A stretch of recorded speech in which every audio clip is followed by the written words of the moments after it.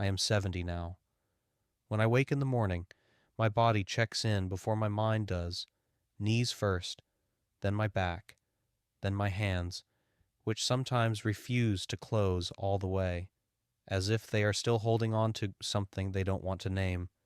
But my memory remains stubborn.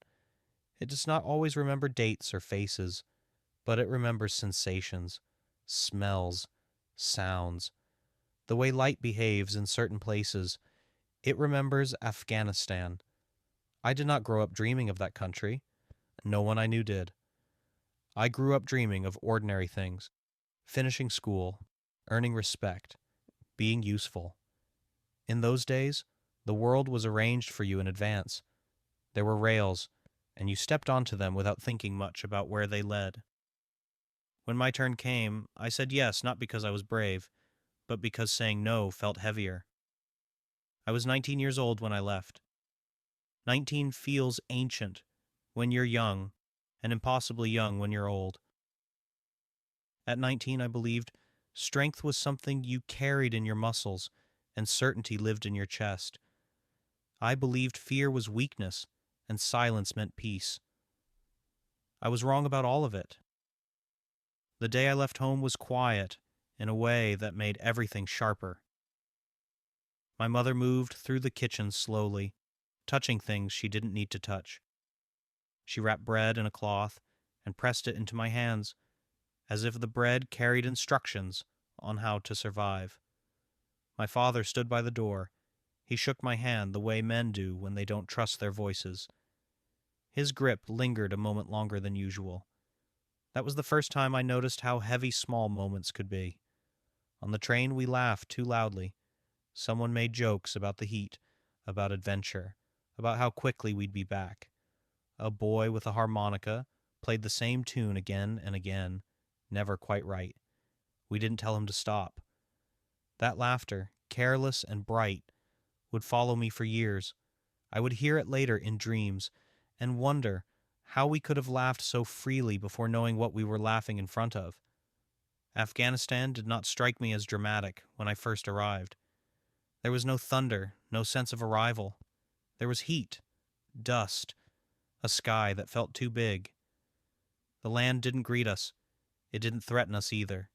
It simply existed, ancient and indifferent. The mountains looked like they had already decided not to care what happened to us. The silence there was different from silence at home. It was not empty. It was observant. You felt watched even when nothing moved. The wind carried grit that found its way into everything. Boots, clothes, teeth, thoughts. You learned quickly that nothing stayed clean and nothing stayed simple. The first lesson Afghanistan taught me was humility. You could prepare all you wanted, plan every step, and still be undone by thirst, by heat, by a loose stone under your foot. You learned to drink water slowly, respectfully. You learned that shade was not comfort, only delay. You learned that the sun did not rise for you and would not wait for you. The men in my unit came from different places, but after a while, those places stopped mattering. We learned each other by habits, not stories. Who spoke when nervous, who fell silent, who cleaned his weapon too often, who slept lightly. You learned to read a man's back the way others read faces. There was one, Sergei. He had a crooked smile and eyes that seemed older than the rest of him. Every night, no matter how long the day had been, he wrote letters. Sometimes pages, sometimes only a few lines. I once asked him who he was writing to. He shrugged and said, "Anyone who will read them." Then after a pause, "If I don't write, the day disappears." I didn't understand that then. I would later. Combat does not announce itself the way stories suggest. There is no warning music, no clear beginning. One moment you are thinking about something ordinary. Food, sleep, a memory you didn't ask for, and the next moment the world narrows. Colors sharpen, sounds flatten. Your hands move before your thoughts have time to interfere. Fear is not loud. It does not scream. Fear concentrates. It removes everything unnecessary. In those moments, you do not feel heroic. You feel precise. Afterwards comes the shaking, the questions, the exhaustion. But during it, there is only focus. Between those moments were long stretches of waiting. Waiting was the real test. Waiting taught you to listen, to observe, to count your breaths without realizing you were doing it. You noticed ants hauling crumbs larger than themselves. You noticed how shadows slid across stone faces as the day passed. You noticed that silence had layers. Midday silence buzzed and pressed against your skull. Night silence thinned and sharpened, listening back. And then there was the silence after something happened. The kind that sat beside you like an uninvited guest and refused to leave. Once, during a patrol, we passed near a small village. Children watched us from doorways, half hidden, curious rather than afraid. One boy held a tin can with a string attached to it, like a toy telephone. I reached into my pocket and found a piece of candy, crushed and sticky from the heat. I handed it to him. He didn't smile. He examined it carefully, then nodded once, solemnly, as if acknowledging a transaction. That nod stayed with me longer than many faces I saw later. There was a morning in the mountains when the air felt almost gentle, cool enough to forget the coming heat.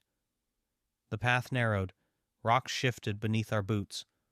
Orders came quickly. Time slowed down until it seemed to hesitate. When it was over, the mountain looked exactly the same. The sky did not react. The sun continued its path. The land did not acknowledge what had changed. Only we had. That night sleep refused me. Sergei sat beside me and shared his last cigarette. We didn't talk about the day. We talked about his mother's garden, tomatoes, salt, bread, simple things.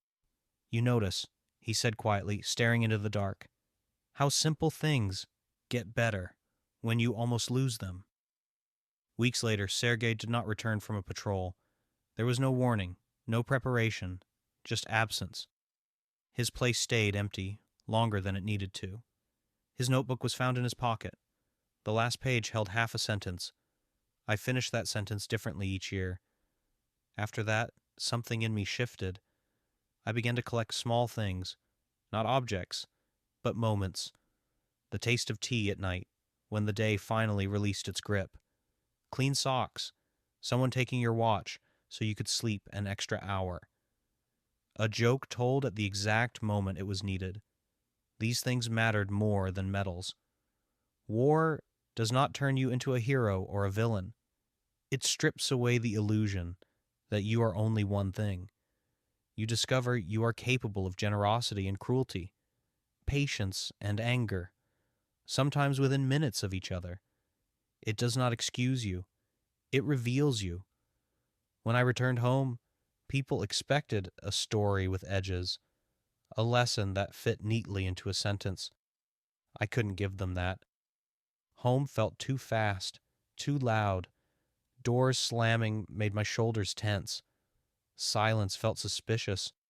I woke before dawn because my body thought it had to. People complained about small things, delays, weather, food. I wanted to shout at them, to tell them how fragile everything was. Instead, I learned to step away, to breathe, to listen. Dismissing their small pains would have been another loss. Life continued. I married, I worked. I raised children who believed the world was stable. I let them believe it. That was my quiet rebellion against the past. Years passed, decades. Slowly, without announcing it, the lessons settled. I realized Afghanistan had not taught me about violence or survival. It had taught me attention. I learned that life rarely announces its most important moments. It whispers them. It hides them in repetition, in routine, in the ordinary. Now, at 70, I notice again. Not because I must, but because I choose to. The way my wife hums while cooking, the sound a kettle makes just before it boils, the way sunlight rests on the table in late afternoon, as if it has nowhere else to be. Here is the quiet truth, the one no one tells you. The most dangerous thing I brought back from war was hurry, the belief that life is something to endure, to get through, rather than something to stand inside. It took me a lifetime to unlearn that. So if you listen to an old man like me, listen to this. Notice the little things. Taste your food. Look at people when they speak. Write things down. Say names out loud, not because tomorrow is promised, but because this moment already exists, and one day you will miss it. That is what the mountains taught me, without ever saying a word.